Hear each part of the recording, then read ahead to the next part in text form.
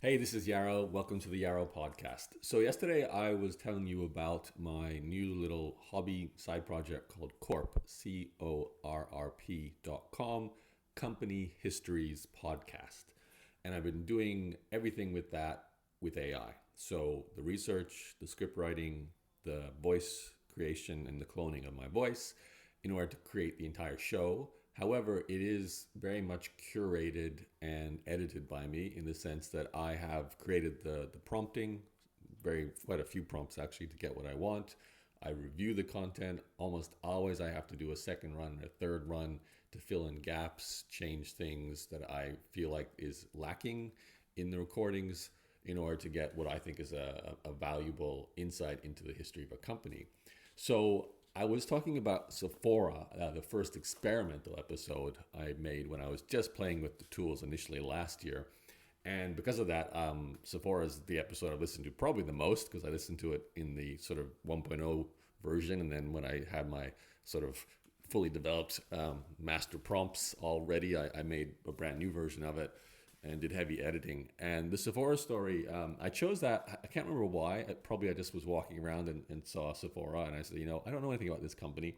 It's not the sort of company I typically learn about because it's not something I buy. Obviously, I'm not into makeup and things like that. It's physical retail, which is typically not an area I tend to cover. It's not heavily tech related, although there is a tech component now. So I thought, let's just see because I know nothing. And it's always interesting to hear the origin stories of a company that's been around for a while. So it actually started in the 60s in France. And the guy who started it started initially with a different brand name. It was called Shop 8. And it was so interesting because it was basically started off of one idea. He wanted to disrupt the way perfume was sold at the time. So in the 60s, perfume, especially high-end perfume, was kept behind a glass cabinet. You weren't allowed to smell it or touch it. There was gatekeepers, basically the shopkeepers.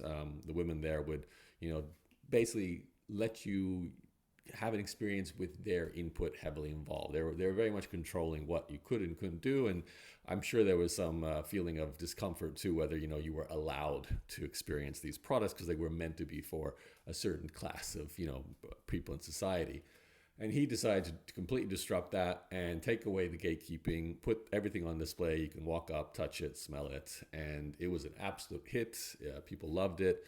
And it was the starting point for what would have become Sephora. Now, that, interestingly enough, though, wasn't a competitive advantage. It was very easy for other companies to, eventually do the same thing. But he was able to get that initial traction because of that simple innovation. And women flocked to it, and it led to having a bunch of stores in France under that first brand of Shop 8. Now, interestingly enough, too, it was called Shop 8 because he had this very simple concept that we all know very well. You buy 7 items, you get the eighth free. We do that all the time with our coffees and so many products that we buy today. I don't think he was the inventor of that, but he was probably one of the first people ever to do that in perfume. So he was definitely innovating in different ways that were very much responsible for the initial traction he got with the company. Of course, going forward, things had to change. I think what really made the difference here was focusing on growth, sticking to a geographical area, and then expanding through acquisitions. That's actually how he got the Sephora brand. He realized that it was good timing. There was, I think, an economic crisis when he was able to purchase the Sephora chain of existing makeup and beauty stores, and then he rebranded his entire business, which I thought was quite brave. He took his original Shop 8 brand and just called them all Sephora. So killed his idea in some ways and took this other brand on because he just thought it was a better brand name, which I agree.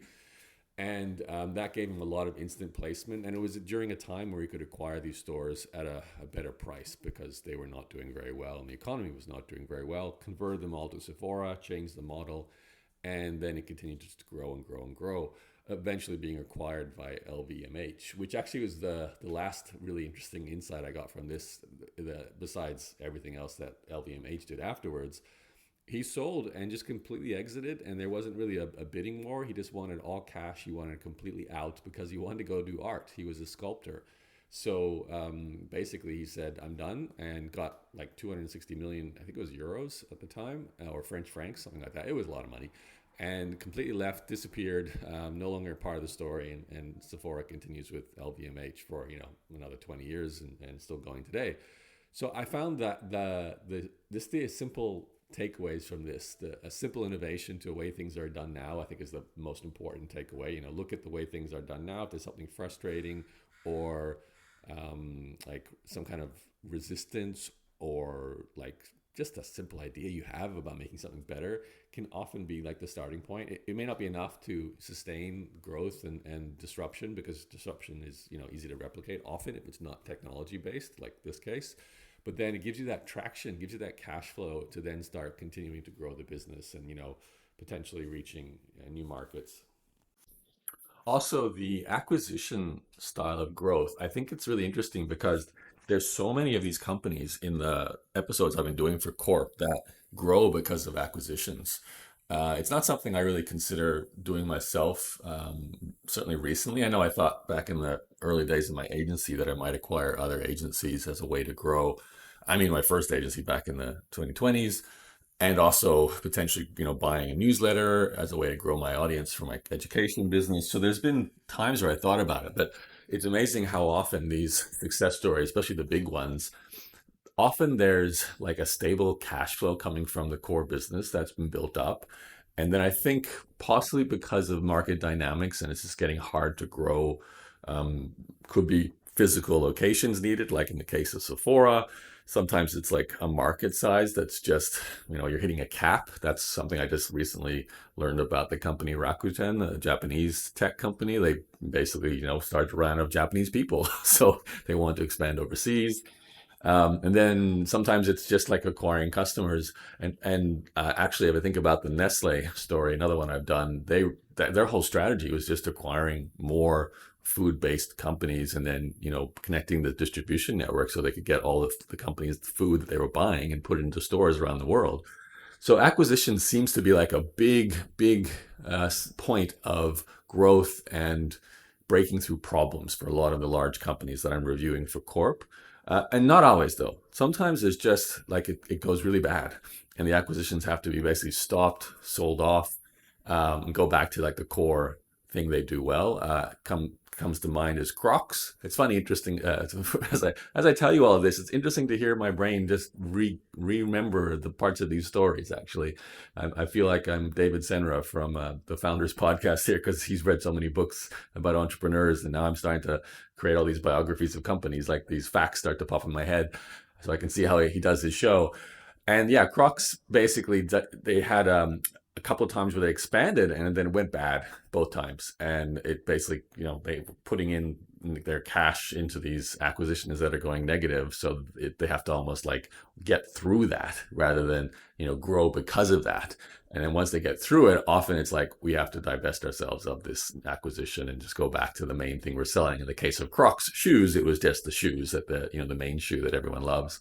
Anyway, I know I'm putting together a lot of different disparate threads here, connecting all these companies, but Sephora was interesting. The episode is there to listen to. If you're interested in retail, especially, I'd recommend going and having listened to that one. There's a lot that goes on in the LVMH years too. It actually went through a mega downturn and then was able to recover. So if you like retail, if you like beauty, even if the way they went digital and started using like their online store, there's so much interesting things in that story. So you can check it out at corp.com/Sephora. And I'm sure you'll find something of value in that story. Plus, all the other companies I mentioned today, Nestle, Croc, Rakuten. Actually, Rakuten's not there yet. I'm working on that one right now. But the other ones are there you can listen to. Okay, my name is Yarrow. This has been the Yarrow Podcast. Thanks for listening, and I'll talk to you again soon. Bye-bye.